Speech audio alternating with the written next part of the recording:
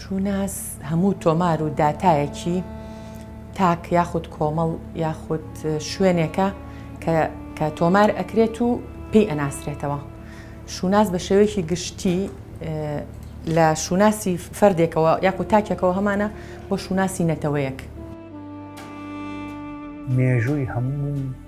تاکێکی ئەم میلەتەیە، ئیتر بە سادە، بە خوێنەوار، بە ڕۆژنبیر، بە جۆرێک کە لە ڕێگەی بۆیاخ و پەمپ و فڕێدانی بەشێکی زۆر لەو پاشماوانی کە فڕێدن ناو ئەشکەوتەکەەوە لە ڕێگەی ئەو بۆیاخانەوە بەشێکی زۆر لەو دیمەنە سروشتی کە هەیە شێواندویانە و لە ڕێگەی چەکوش و کۆمەڵێک کەرەستەی تری ئاسن و ئەوانەوە بەشێک لە ئەو پارچە سروشتیانی کە ملیۆنان ساڵی ویستووە تاوەکو دروست بووە لە ڕێگەی دەستی مرۆڤەوە ئەو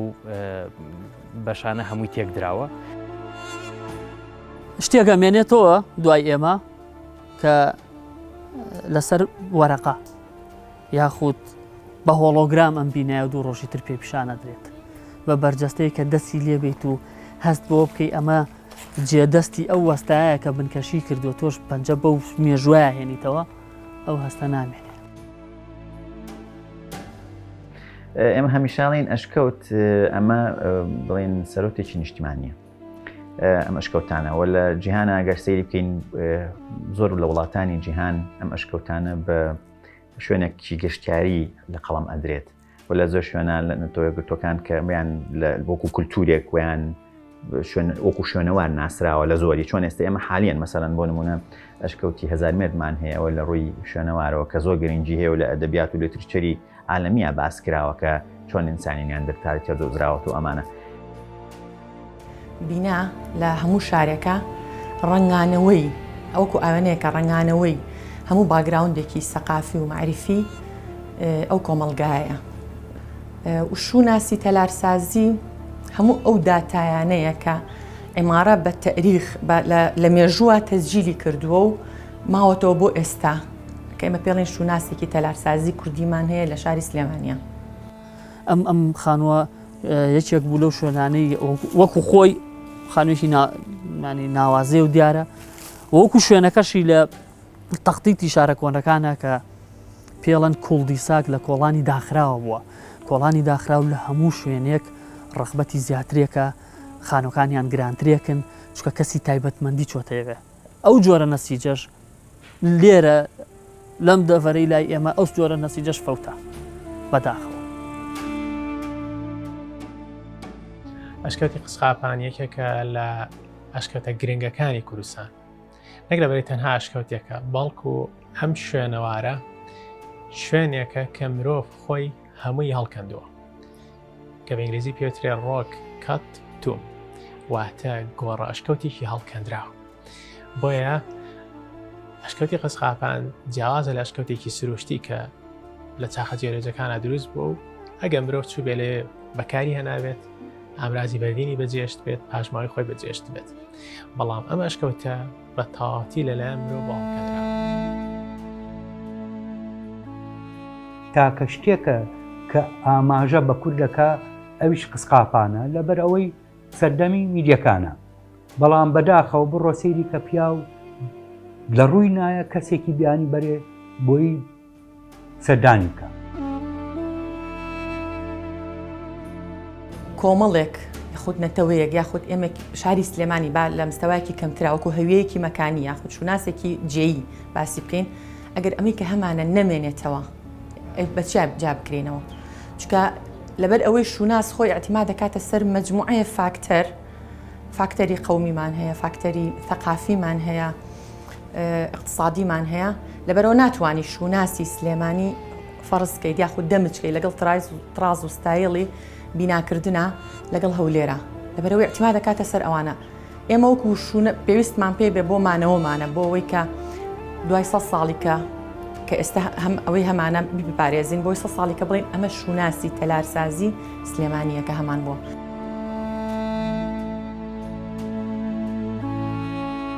ئەتوانم بڵێم ینی ئەو خەڵکانی کە لە پێش 5 ساڵ لەمەوبەر یاخود 10 ساڵ لەمەوبەر کە سەردانی ئەم ناوچەیان کردو چەند سێوەیان هەبووە کە بەشێک لەو سروشتە جوانی ئەشکەوتی کونەبا ببینن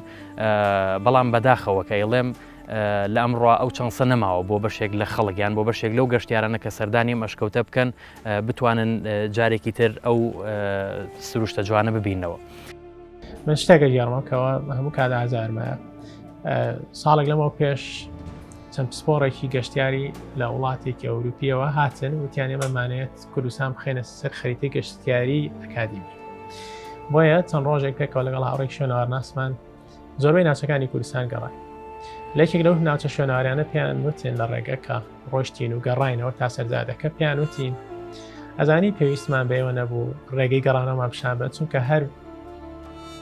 بە شوێنی ئەلاگە و خۆڵ و دەبە و دایبی فڕێدراوە بڕۆگەیتە سەر شوێنە گەشتیاری و شوێنەوارێکە. ئێترەوە واتایەکی زۆر زۆر گەورەی بۆ کەسانێک کە لە ئازاریەوە تێبگەن کام نیشتیمانە چۆن شوێنەوارەکانی و شوێنە گەشت و گوزارەکانی کراتە شوێنی زبڵدان.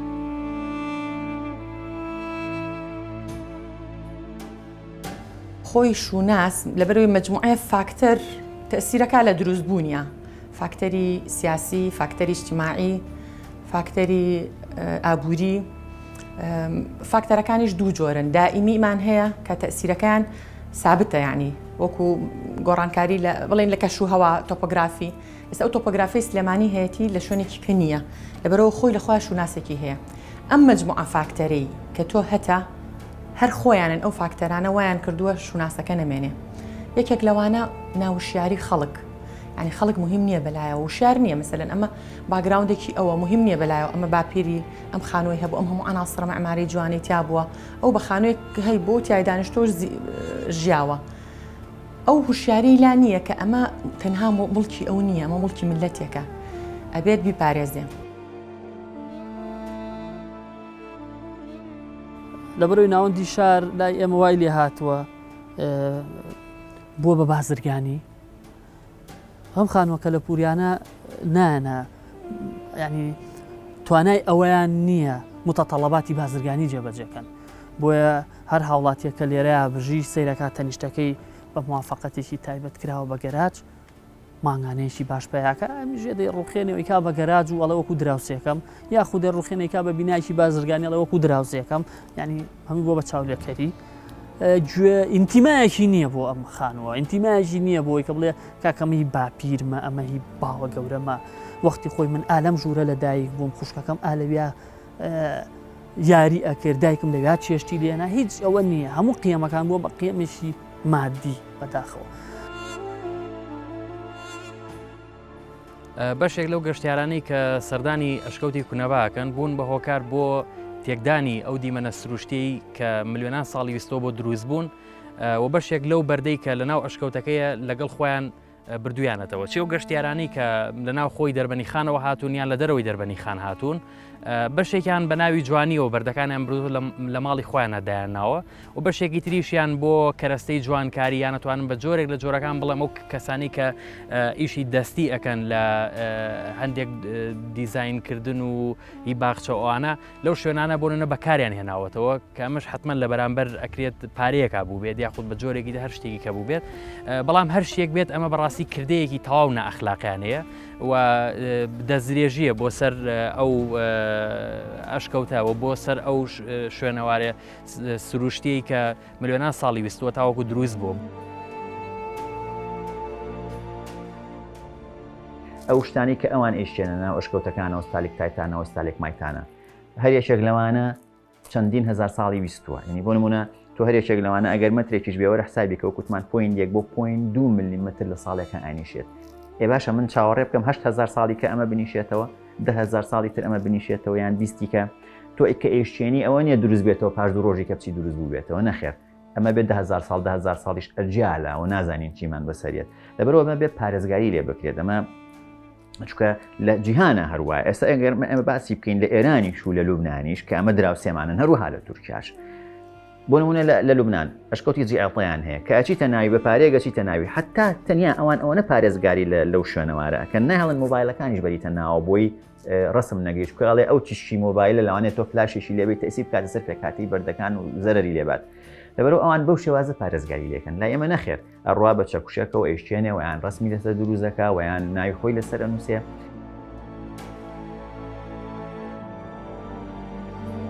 بۆ نمونە ئەمە ماڵی ئەحمەی قۆبچەیە کە بە پێی پێوەرەکانی کەلەپور تۆمار کراوە لە لیستی کەلەپورە خانوویەکی زۆر جوان بووە هەموو عناسرێکی معماری ممەیەزی تیا بووە بەڵام کاتی خۆی ئەم مەجموعە خانوویەک هەبوون لێرەیە ڕێگەیەکی تایبەت لەو کۆڵانەوە هێناونیەتە ناوەوە زۆر نابەرپرسانە ئەم هاوڵاتی هەستاوە بە دروستکردنی ئەم چاڵە لێرەیە بۆ مڵکەکەی خۆی کە بیکا بە بینایەک بە قوڵایی تقریبان 7 متر قوڵی کردووە وای لێ هاتووە وردە وردە ڕێگاکەش نەماوە ئەو بینایەش داڕماوە بنکەن بووە ڕێگا خاصەکەی کە چووە بۆ بەردەمی ئێستا مەدخەلەکەی ڕووخاوە کە پیشانتانێم ڕسمەکانی پێشتر چۆن بووە و چ عناسرێکی تیا بوو ئێستا هاتوۆتە سەر چ حاڵێک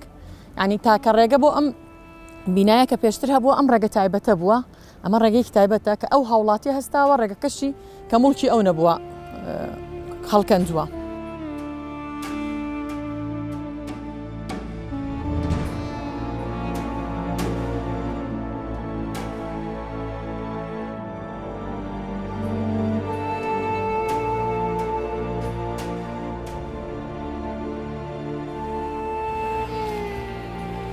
ینی ئەگەر تۆ بچەوێت لە شارێکی وەکو سلێمانیە بینات هەبێ یاخود هاوڵاتێک گەشتیارێ لە دەرەوەی وڵات بێنی هیچ معقول نییە بە ڕێگەیەکی وایە بیهێنی پیشانی بیت ینی ئەمە نابەرپرسێتی کێیە سەیریکەن چیلاتوە چیلاتوە هەر مەئساتە مەئسات.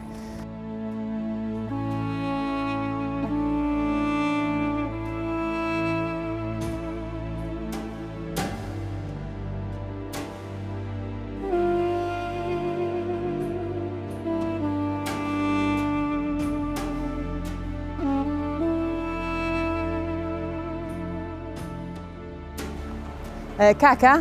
زەحمەت نەبێتە لەکوێ بڕۆین؟ ینی بەرزە بێتەوە؟ قادرمێت هەیە؟ سێ چوار بلۆکە ئەوە لە گەراژەوە ئەڕۆین بەسەر مڵکێکی ترا ئینجا ئەچینە ئەوێش بزانین ڕێگەکە بدۆزینەوە ئەلموهیم.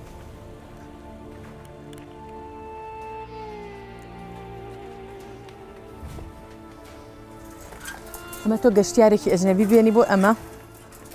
وەرن فەرموو.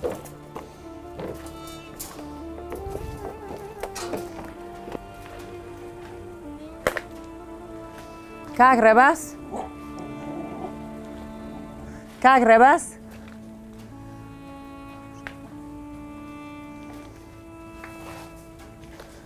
کوان نە ئێرە نییە تاوەچە دەرگایە بێ بیکەینەوە.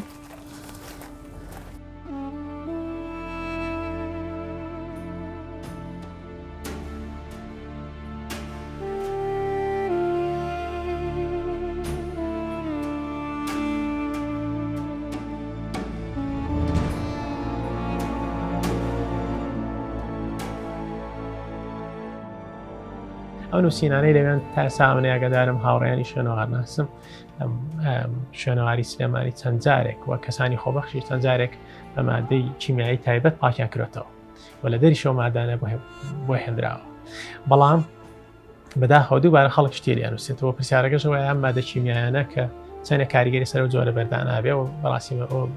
سپۆری وردی من لێ نازانم بەڵام یەکمان هەم بەکارێنای هەوو مادەیەکی کیمیایی زەرەری خۆی هەیە. وەیەکێکی تر لە هۆکارەکان داڕمانی بەشێک لە ئەشکەوتەکەیە کە ئەمە هۆکارەکەی بە پێی وتەی ئەو کەسانی کە پسپۆڕیان هەیە لە بواری جیۆلۆجی ئەگەڕێتەوە بۆ کارکردنی بەردەوامی کانەکانی دەرهێنانی بەرد لە قەتاڵی چیای گوڵان کە بەسەر ئەتوانم بڵم دڵی ئەشکەوتەکەوەیە کە بە شێوەی بەردەوام کاریان کردو بۆ دەرهێنانی بەرد و هەزەی دروست کردووە کەمە بۆ بەشێک بیان بۆ بە هۆکارێک بۆ داڕمانی بەشێکی زۆری ئەشکەوتەکە کە بەشێک لەو دیمەنە سروشتی خۆی لەدەستداوە. بوونی ئەو قادرمەیە کە یەکەم ژینگەی بینینی شوێنەواری ئەو شوێنەی تێکداوس کە کەسێک کە دێت ئەم ئاسنە مۆدێرنا بینێ لەوێ ڕاستەخۆی حساسە کۆنەی کە ئەچێ بۆ شوێنێکی کۆن لەدەسەیە. دووهەمیش بێتە هۆکاری ئەوەی کە بە ئاسانی کەسانێکی نابەرپرس گەشتیاری ناوچەکانی تری دەروی کوردستان بن یار گەنجانی خۆمان بن بچنە ئەو شوێنە تێکی بن یادگاری بنووسن. ئەمەش بەڕاستی لە زۆربەی ناوچە شوێنەوارەکانە هەم بە ناوچە سروشتیەکانیش و بە شوێنەوارەکانیشەوە. نزیکەی 1100 شوێنەوارمان هەیە کە هەموو بڵین سروری پارێزگای سلامانی ئەگرێتەوە بە قەزا و ناحیەکانەوە. 1000 و زیاتر تقریبان 100 شوێنەوارمان هەیە کە مێژوەکەی هەندێکی ئەگەڕێتەوە لە چاکی بەرلینەوە تا سەردەمی عوسمانی. حوت گەڕەشی کۆرمان هەیە لە شاری سلێمانی ئەمە خۆی هەمووی کەلەپورە، بەڵام دوایەوە هاتوون نزیکەی 100 خانوویان دیاریکۆ کاڵەن کەلەپورە. بۆ ئەم بابەتە هەردوو لە کەم تەرخەمن، هەم حکوومەت هەم هاوڵاتی. بەتەنها ئەرکی خەڵک یان ئەرکی گەشتیارەکان نییە، بەڵکو مەمە ئەرکی حکوومەتیشە کە جێگەی نیگەرانیان جێگەی داخە بەڕاستی کە تاوەکو ئێستا حکوومەت یان دەسەڵات هیچ جۆرە کارێکی نەکردووە بۆ ئەوەی ڕێگری بکات لەو خەڵکانی کە وەکو گەشتیار ڕوو لەم ناوچەیە ئەکەن یان لەژێر هەر ناو هەر پاساوێکی تراوێ. هەوڵی حکوومەت لە ئێستاە زۆر لاوازە، هەوڵی حکوومەت هیچ شتێک نەکراوە. ئەگەر بێت و حکوومەت نەبێت نظامێک ڕێکخا بۆ هاوڵاتی ئەو خانووی کە ئەوی تایە ئەم بە مڵکی دەوڵەتی نەزانێ و نەیکرێتەوە لە هاوڵاتیەکە ئەیڕوخێنێت ئەیکا بە شتێک بۆ مەسلحەتی تاکی خۆی وشیاریش نییە یاسایەکیش نییە مەنعیکە کە حکوومەتە. ئەمە فاکتەرە گرنگەکەیە کە حکوومەت نەچۆتە ناو ڕێگ و ڕیشەی عناسری کەلەپوری شارەکەی خۆیەوە. بەداخەوە ئەمە نابێ وابێ، ئەمە ئەبێت پارێزراوە بێ لەلایەن وەزارەتی گەشت و گوزارەوە لەلایەن پۆلیسی دارستانەوە بێ پارێزگاری لەم ئەشکەوتانە بکرێت. پێویستمان بە یاسایەک هەیە کە بتوانین ئەو کەسانی کە بەنیازن شتێکی واکەن یا کردویانە بتوانین سزایان بین بووە ببێ بە هاندەرێک بۆی خەڵکی تر نەتوانێت بە هیچ شێوەیەک دەستکاری ئەم شوێنەوارانە بکە. بەداخەوە ئەوەی کە یعنی ضرورە کە هەمان بێ بۆی تۆ ئیش یاسای خۆ بکەیت کە یاسامان نییە. یاسایەکمان هەیە کە حکوومەتی هەرێم بەداخەوە میساڵی حەفتاکانە بەکارهێنی. میساڵی 74کە بۆ نمونە قورسترین سزا ئەوەیە یا مانگێک سژنە یا 200 دینار غەرامەیە. ئێمە لەم 10 ساڵی ڕابردووە زۆر یەک چەندی جار بەنووسراوە بەسەردان ئێمە سەردانی پەرلەمانی کوردستانمان کردووە و مسودەی یاساشمان بۆ ئامادە کردوون یاسای شوێنەوار کە تەنها ئەوەی پێویستە هەموار بکرێتەوە و پەسەند بکرێت. بەڵام بەداخەوە لە ساڵی 92 تا ئەمڕۆ هیچ بابەتێک هیچ بایەخێک بە شوێنەوار نەدراوە لە ڕووی یاساوە. بۆ نمونە خانوویەکی وە سەروەتێکە یعنی ئەگەر لەگەڵ هەر وڵاتێکی تر بێ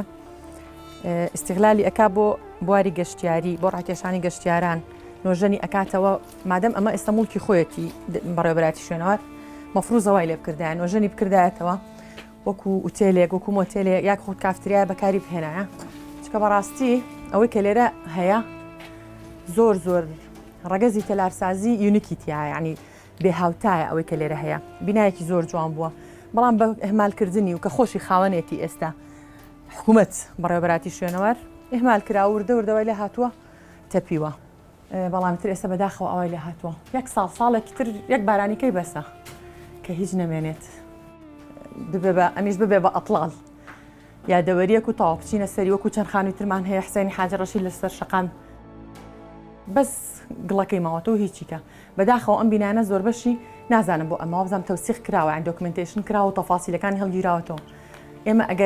ئەگەر لە مستەقبەلیشە دەوڵەمەندێک یاخود بازرگانێ بیەوێت چەند خانووی نۆژن بکاتەوە بەیسەکەی نییە ئەسلەکەی نییە دۆکومنتی نییە تەوسیقی ئەوەی نییە چۆن بیکە.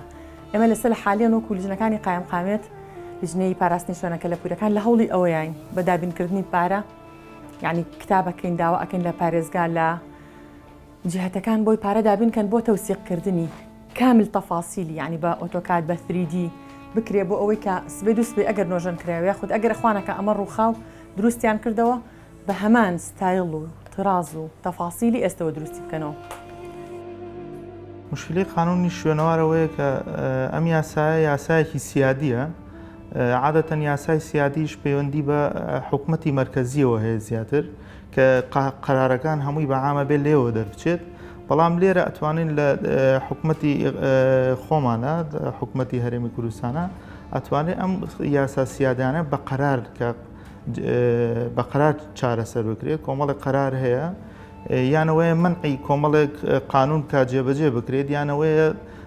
تەفسیلێک بە قانونێک بات کە چۆنەتی جێبەجێکردنی ئەو یاسانەی کە تایبەتن بە پاراستنی شوێنەوار دو یاسامان هەیە یاسای کۆنمان هەیە ڕقم 50 ساڵی 1936 و یاسای تازەشمان هەیە ڕقم 55 ساڵی 2002 بەڵام ئەوەی کە لە هەرێمی کوردستانە جێبەجێکرێت تەنها یاسا کۆنەکەیە کە ڕقم 55 ساڵی 1936 ئەوەی تریان جێبەجێ ناکرێت لەبەرەوەی هیچ لە وەقایعی کوردستانیە بڵاو نەکراوەتەوانێ و هەتا ئێستا لە جنوب جێبەجێکرێ بەڵام لێرە جێبەجێ ناکرێت. ئەو شوێنەتان نەکرێتە شوێنێکی گەشتیاری و پارێزگاری بەردەوامی لێ نەکرێت کەسانێک نەبن بەردەوام لێ ئاگاداریان بێت ئاگاداری ئەو شوێنەوارە بن بێگومان هەر حاڵی کوێستا بێت. ئەگەر خوا بکەم لە داهاتووە حکومەت بیر لەوە بکاتەوە کە یاسا و ڕێسایەکی زۆر توند دابنێ بۆ پاراستنی شوێنەوارەکە لە پودەکان لە سلێمانیە هەوڵێکی زۆر باشە بێت لە داهاتووە کە ئەو شوناسەمان جوزئێکی وەکو خۆی بمێنێتەوە. بکرێ بە شوێنێکی گەشتیاری کە خەڵک بتوانێت خەڵکی کوردستان دڵنییا مێسە کە باس ئێمە باسی لەم ئەشکەوتانە ئەکەینەوە من خۆم لە ئەکاونتی فەیسبوک خۆم کە زۆر لەو ڕسمانم دابەزان خەڵکێکە وەی ئایا لەم ئەشکەوتانە هەیە لە کوردستان نەیانزانیوە کە هەیە لەم ئەشکەوتانە لە کوردستان ئەبێ خەڵک ئاشنا بکەین بەم ئەشکەوتانەمان بەزنەک ئەوە ببێ بە ڕێڕەوێک و هەر خەڵک بۆی بچێت یعنی تەنانەت ئێمە ئەو ژینگەی کە لەناو ئەشکەوتەکە هەیە ژینگەیەکی تایبەتە یعنی ئەگەر تۆ هەندێک لە وڵاتان ئەو ئەشکەوتانە نەهەڵن خەڵکی تێ بچێت وەکو مختبەرێکیان لەکەوە تاقیگەیەکیان لەکەوە بە بەردەوامی متابعی ئەو بڵین ئەو دەنکە ئاوانە کەنکەیەتە خوارەوە بە بەردەوامی متابعی گازی دۆمۆکسی کاربۆنی ناو ئەشکەوتەکە نابێت ئینسان بچێتە ناوی ژینگەکەی تێگا. بەڕای من ئەبێ ئەمە لایەن وەزارەتەوە یاسایەشی بۆ دابنرێت و هەروەها پارێزراو بێت ڕێگەی بۆ بکرێتەوە کارەبای بۆ ڕابکێشێت بکرێ بە شوێنێکی گەشتیاری خەڵک سەیری بکات و ئەمە بکرێ بە گایدێک و لە ئینتەرنێت بڵاو بکرێتەوە کە کوردستانیش ئەم ئەشکەوتانەمان هەیە ئێستا ئێمە لەو توێژینەوانە کە کردمان کوردستان لە سەر خەریتە نەبوو لە ڕووی ئەشکەوتەوە لە ڕووی ئەو ساڵێک تایپ ساڵێک مات و ئەو داتایانی کە لەناو ئەو بەردانە هەیە لە لوبنان کراوە لە ئەردن کراوە لە سووریا کراوە لە بۆ نمونە لە ئێران کراوە لە تورکیا کراوە کوردستانی تیانە و ئێستا خۆشبەختانە کوردستان حەلەقەکەی تاو کرد کە ئێمە باشترین ئەشکەوت کە ئێمە لە توێژینەوەکانمانەوە بە اعترافی بەریتانیەکان کە ڕیکۆردی هەموو بڵێن چرخی تازی تیا ئەشکەوتی شەلەیە کە سەی دەکەین کە لە سنگاوە ئەمە لەو ڕیکۆردا کە ڕیکۆردێکی باش و داتایەکی باشی پارێزراوی تایە ئەبێ ئێمە وەکو سەرۆتێکی نیشتیمانی چۆن نەڵێن ئەمە نەوتەوە ئێمە ئەبێ پارێزگاری لێ بکەین ئەمە ئاوە بێ پارێزگاری لێ بکەین ئەشکەوتەکانیشمان بە هەمان شێوە کە بەڕاستی من باسیشم کرد کە زۆرمان هەیە لە ئەشکەوتانەوە پێویستە هاوڵاتیانی کوردستانی پێ ئاشنا بکەین. وەزارەتی گەشت و گوزار سیاسەتێکی وا داڕێژەیە کە پارێزراو بێت و نەکرێ خەڵک بە ئارۆزوی خۆی بچێت تێکی باوە بیشکێنێەوە بیشێوێن. وەکو ئێستا تەنها ئەوەی کە بتوانین کەسی خێرخواست کۆمپانیاکان ئەمانە ئێمە بتوانین ئەم خانۆکە لە پوریانە وەکو پرۆپۆزەڵێک لایەن شیرین بکەین کە بێن نۆژەنی کەنەوە کاک ئیزنا بەس بێن بیکەن بە ئۆفیسێ بۆ خۆیان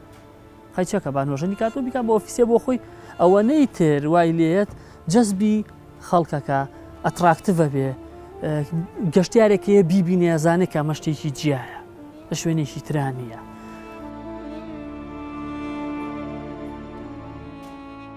پەیامەکە لێرەوەی بۆ تەواوی خەڵک بۆ تەواوی ئەو گەشتیارانەی کە ڕوو لەم ناوچەیە ئەکەن چەنسی ئەویان هەبوو کەم دیمەنانە ببینن و چەنس بدەن بنەوەکانی داهاتوشمان بۆ ئەم دیمەنانە ببیننەوە و کار بکەن بۆ ئەوەی کە پارێزگاری لەم ناوچەیە بکرێت و وەکو ناوچەیەکی پارێزرا و بمێنێتەوە. سەبارەت بەم بینایانە بە شووناسی تەلارسازی ئێمە بەعام بە شووناسی نەتەوەیمان لە شوێنەوارەکانمان لە کەلەپورەکانمان ئەگەر بێت و بەم شێوەیە بەردەوام بین بەم ناحەقیکردنە دەرحەق بەم بینایانە بە دەرحەق بە شووناسمان بەبێ گوێنەدان بەبێ ئەوەی حکوومەت تەوەجوهێ تەحدیدکە احتیمالە لە 4-5 ساڵی داهاتووە هیچ ڕابردوویەکمان نەمێنێ. وەکو ئەرکی هەمومانە، ئەرکی منە، ئەرکی تۆیە، ئەرکی حکوومەتە، ئەرکی لایانی ڕاگەیاندنە زۆر گرنگە. ئێمە لەو پێشیش زۆر ئیشمان لەسەرەوە کردووە ڕاگەیاندن تەنانەت بچێتە پەروەردەوە، لە پەروەردەشە بخوێنرێت گەڕەکە کۆنەکان، ماڵی کەسایەتیە کۆنە ناودارەکانی شاری سلێمانی. لێرەش ئەو زۆرینەی کە هەیە لەسەر بیر و باوەڕی ئەوەی باسی پێشکەوتنەکە و تەقەدومەکە کە ئێمە ئۆکەی لەگەڵ یاین وا زاڵ بووە وا دەستی خستووەتە ناو هەموو بەشەکانی ئەم ناوەندی شارەوە کە بە تەواوەتی توانیوێتی ئەوە جێبەجێ بکە ئەم خانۆکە لە پوریانە لە ناوبەرێ. ئەوەی تریان کەمینەیە، دەنگێکی کەمە، دەنگێکی با بڵێن کزە کەوا ئێوە حیفاز لەم کە لە پورە بکە. با باسی ڕەشبین و گەشتبینی نەکەین، شتێکە مێنێتەوە دوای ئێمە کە لەسەر وەرەقە یاخود بە هۆڵۆگرام ئەم بینایە دوو ڕۆژی تر پێ پیشانە درێت بە بەرجەستەیە کە دەستی لێبیت و هەست بۆ بکەی ئەمە